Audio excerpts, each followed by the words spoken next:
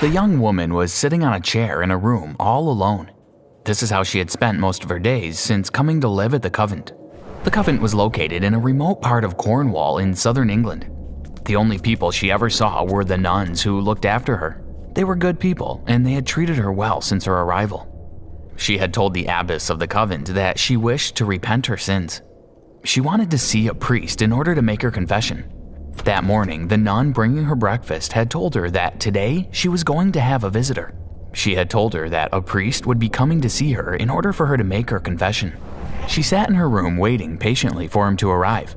It seemed like an eternity before she eventually heard the door open. One of the nuns stood in the doorway. She turned to the priest who was standing behind her. "Here she is, Father," she said. The priest looked at the young woman. Suddenly, he put his hands over his eyes and started shouting, No, get me out of here now!" The nun pulled the priest out of the room. The young woman could still hear him as he left the building. He was crying as though he was agonizing over something or someone. She was worried. What had happened to the priest? Why did he react like that when he saw her? She was thinking about what had gone wrong when she suddenly felt eyes on her. She looked at the window to her room. It was completely covered with men's faces. They seemed to be fighting with each other to get a better view of her, each one pushing the other out of the way. It seemed like they were clamoring to get closer to her. Welcome back to SCP Exposed. Today we bring you Euclid class subject SCP-166. But before I go on, don't forget to subscribe to our channel so you won't miss out on any more SCP stories. SCP-166 appears to be a female human approximately 19 years of age. She is of average height and slender build. Medical and physiological analysis indicates several deviations from baseline human norms, including accelerated hair growth approximately 20 centimeters per month. She has a vulnerability to airborne particulate matter such as cigarette smoke and aerosols, both of which can induce symptoms similar to an acute asthma attack. As even the lightest clothing tends to cause pressure ulcers or bed sores within 45 minutes of constant wear, she is allowed to go nude for medical purposes. Garments and bed linens are to be made of long staple cotton and should be changed weekly. Due to SCP-166's many health issues, medical evaluations should be carried out at least once per week. Although it seems like she doesn't need human food to survive, she is able to consume it and does willingly. SCP-166 is noted for her unusual effect upon human males. Upon establishing visual contact with her, 100% of human males tested attempted immediate sexual contact, regardless of their normal sexual orientation. In approximately 70% of these test subjects, the impulse faded after being removed from her presence. In 30% of these cases, however, the desire turned into obsession, resulting in violent attempts to gain access to SCP-166. Class A amnestics were efficacious in 43% of these cases. The remainder required termination. Her effect on males causes her no small amount of distress, not least due to her desire to follow a monastic life based on the principles of chastity, poverty, and obedience. For this reason, and others, contact between her and any human male is strictly prohibited. SCP-166 can be kept safely in a minimal security environment. At the moment, she is being housed in a standard Class B suite at Site-17 with the following alterations. The adjacent suite has been redesignated into a local observation post.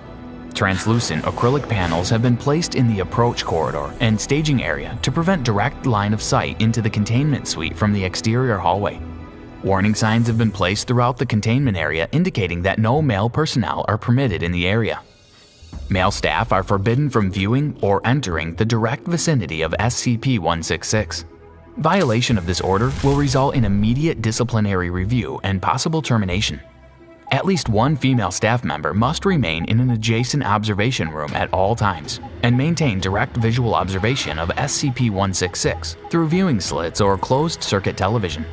In order to minimize the risk of accidental exposure, all cameras and windows shall be equipped with translucent filters with at least 50% exclusion of detail. No permanent record shall be kept of any photographic evidence of SCP-166's appearance.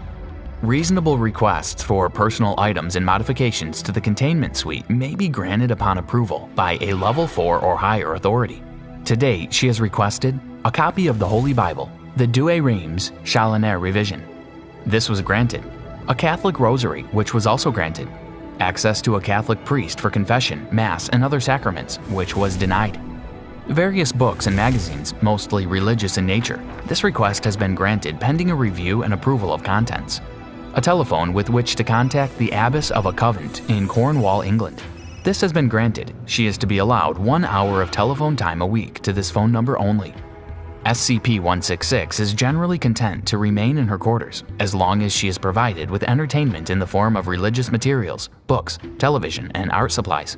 In return for her cooperation in her own confinement, she is to be allowed a 12-hour excursion away from Site-17 to an adjacent uninhabited island no more than once per month.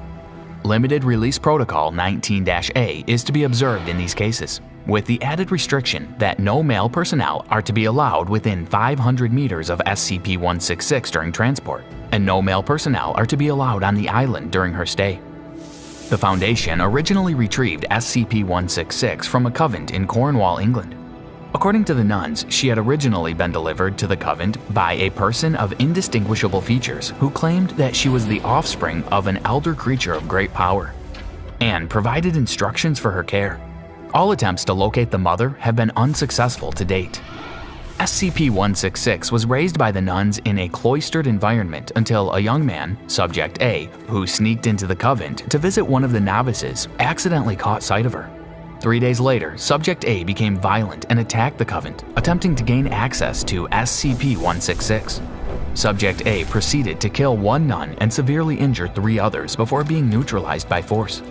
A Foundation operative consulting with a local priest regarding an unrelated matter heard of the incident and proceeded to the scene.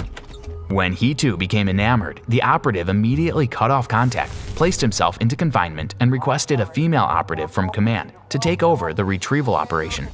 Agent Beatrice Maddox made contact with the Mother Abbess shortly afterward, negotiating the transfer of SCP-166 to Foundation facilities for containment and research. The following is the text of a letter found in her suite, the origin of which is unknown. Dear daughter, I first met your mother when she was a girl. She had hooves for feet and starlight in her eyes. She was beautiful and natural, and I killed her with my own 2 hands. Eden isn't a place, it's a state of being. They wanted to take us back to it, but I stopped them. I took paradise away from us for a second time. I have never regretted my actions on that day, except one, that when you first met me on that day, you saw your father put a bullet into the head of your mother. I make no excuses, only explanations. I hope you understand why I did what I did. I hope you forgive me. I love you. I wish I could have done more for you. The best I could do was leave you in the hands of kind and loving people and hope they would raise you in my place. From what I've seen, they did well. I'm sorry you couldn't stay with them. I'm sorry they've brought you to this place. I promise to do my best to make sure your stay here is pleasant. I promise to keep you safe. Happy 16th birthday, honey. It was signed, Your Father. The Foundation personnel have conducted much investigation into the whereabouts of the parents of the subject. To this date, they have been unable to determine any specific information. What do you think of that SCP case? Please leave your comments down below.